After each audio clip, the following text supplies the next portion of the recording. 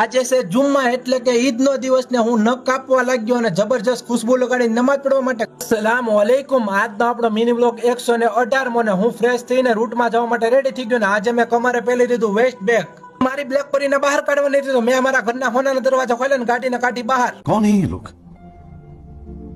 कहां से आते हैं?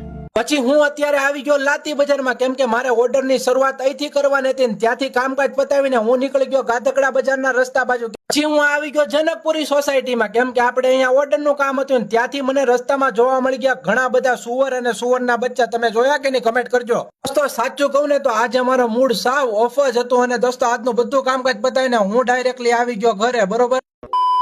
પછી મેં પાથરી દીધો રૂમાલ કેમ કે મારે હાથ અને પગના બંનેના નખ કાપવાના બાકી હતા. ખૂબ જ મોટા થઈ ગયા હતા એટલે કાપવાના છે.